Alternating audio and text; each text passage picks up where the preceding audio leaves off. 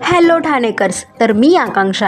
आणि जर ही रील तुमच्यापर्यंत 10 ते 13 जानेवारीमध्ये पोचली असेल तर थांबा, कारण ठाण्यातील सर्वात मोठ्या आर्ट फेस्टिवलला जाण्याची संधी तुम्ही गमावताय, ज्याचं नाव आहे उपवन आर्ट फेस्टिवल, ज्यामध्ये तुम्हाला वेगवेगळ्या प्रकारचे आर्ट कल्चर्स पाहायला मिळणार आहेत. सोबतच live sketches, beautiful paintings, music, dance हे सुद्धा तुम्ही एन्जॉय करू शकता.